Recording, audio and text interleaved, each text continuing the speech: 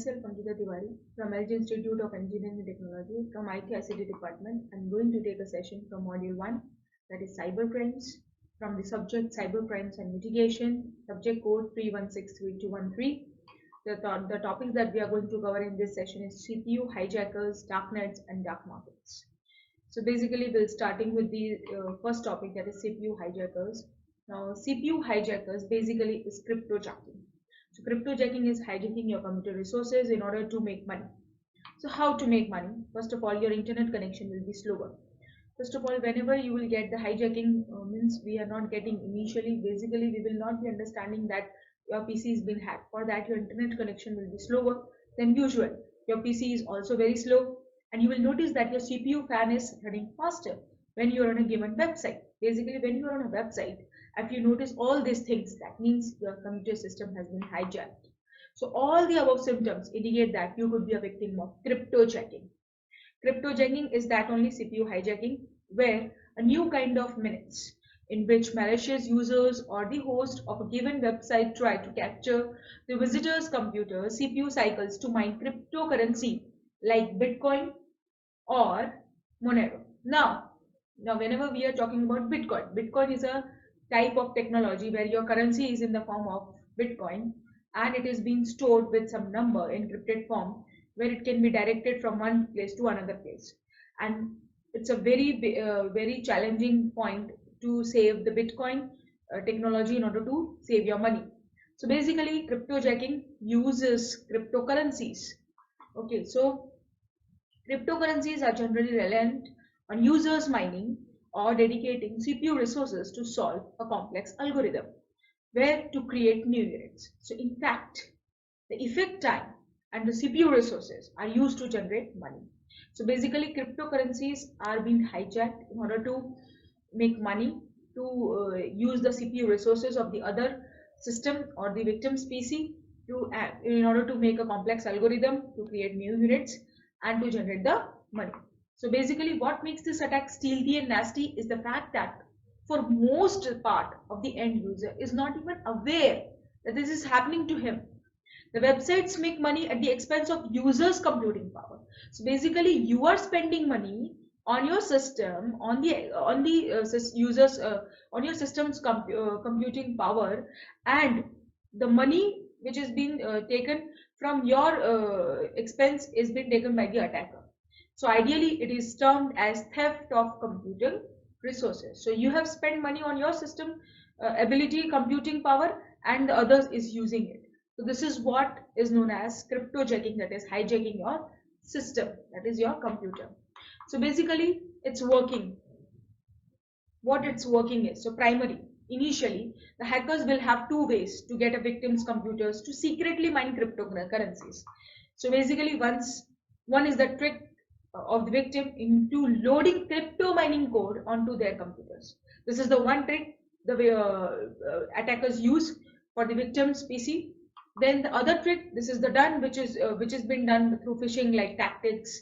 Then victims receive a legitimate looking email that encourages them to click on a link. So many attacks here is possible in order to take that first of all trick. The link runs code that places the crypto mining script on the computer. The script then runs in the background as the victim works. So this is what the first of the trick is. The other method is used to inject a script on a website or as an add-on, as ad that is delivered to multiple websites. So basically, when you are visiting the website, the add-on, the ad, they have put it into the script form that is delivered through websites, and if you click on that, you will get the attacker will get the access. So once victims visit the website or the infected ad pops in their browsers, the script automatically executes. It doesn't need to be executed, it automatically executes, and no code is stored on the victim's computer to track it. So basically, this is what the other method is in how to inject into your website. Now, whichever method is used, the code runs complex mathematical problems on the victim's computers and sends the result to a server that the hackers control. So basically, it is being handled through a server, which will be done by the code which is being taken at the victim's PC, and it will run automatically the complex mathematical problems, and the result will be sent to the server that the hacker controls. So basically, this is how the thing take place in cryptocurrency or with the cryptojacking. So here from the diagram itself, as you can see here, we are having end user. Then we are having the compromised data, the websites, the compromised websites. Okay. Then we are having the attacker. So these are the end user to whom it has to attack, and that there at the end it is the threat actor, that is the attacker. Okay. How it does? We are having cryptocurrency mining. Okay. That means we have money in the form of cryptocurrency. Now here, the end user. First of all, see, whenever the attacker wants to gain the access, so for that it has to compromise the websites to whom it has been given to the victim. So first of all, the threat actor will act accordingly. It will compromise the website with crypto mining script embedded, and it will be given in the form of script.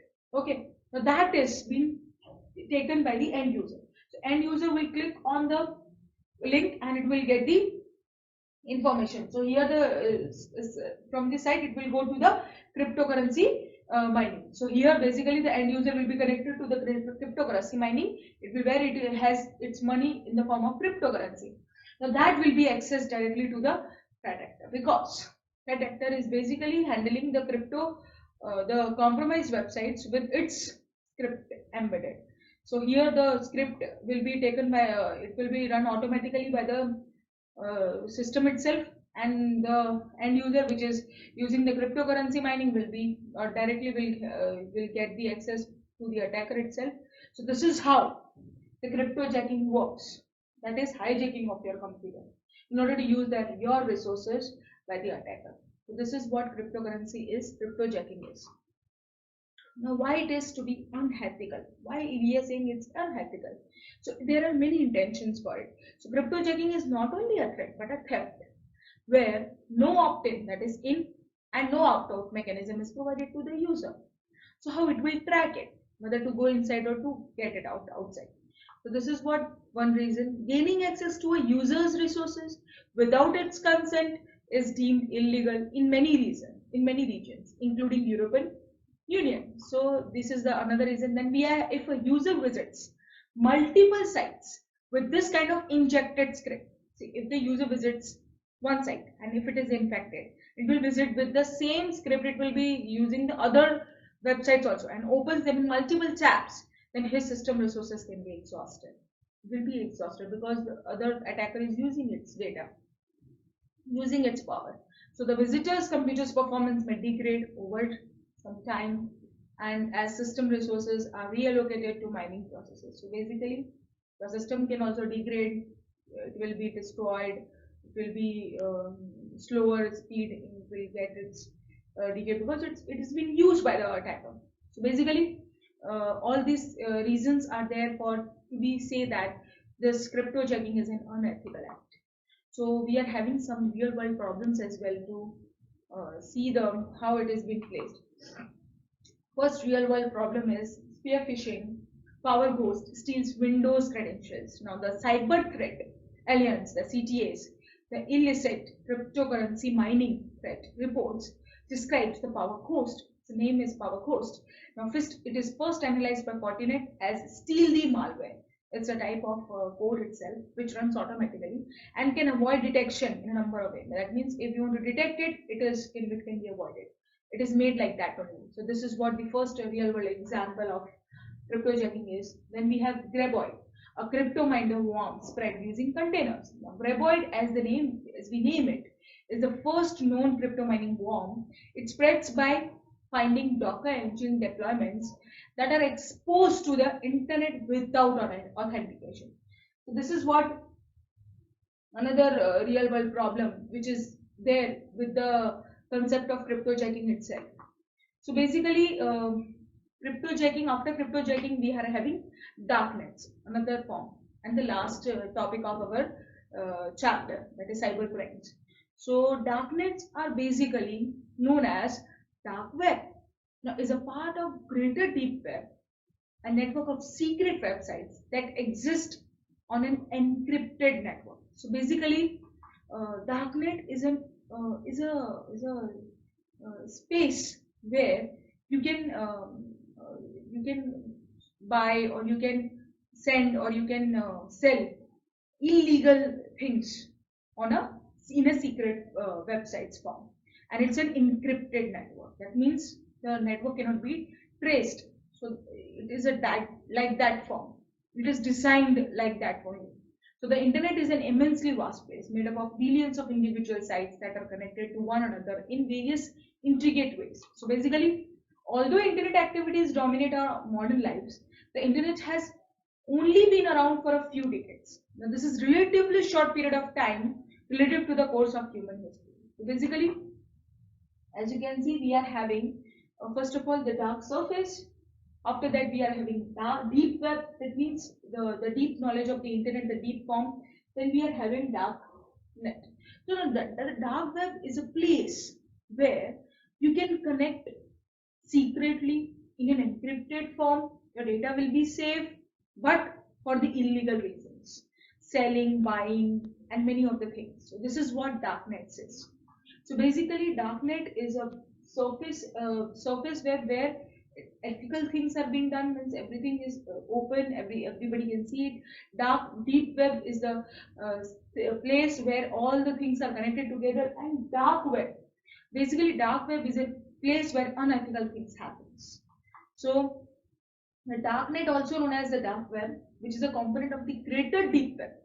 Now, a network of encrypted content that is not accessible by traditional search engine. That means if you search through your search engine form, you'll not get the content. So for that, it has to be created with some means, with an encrypted form. So the darknet is most often used for illegal activities. What do we mean by illegal activities? Such as black markets. Then we have illegal file sharing. Then exchanging of illegal goods or services, including stolen financial and private data, and the anonymity of the darknet attracts drug dealers, basically, hackers, and child pornography peddlers. So basically, darknet is used for illegal things to be happen in an encrypted form, and it is made using encrypted links, encrypted data form. To decrypt it, they are using the keys, they are using the algorithms in order to design it. So basically, darknets are a very big dark market where everything illegal is being sold and buy. So darknet markets have been instrumental in the development of cryptocurrencies because transactions completed on darknet markets using cryptocurrency protect both the buyer and the seller because it is encrypted form. So basically, they are using cryptocurrency as a mean in order to make money. So this is how the buyer and the seller will be connected also and will be safe also.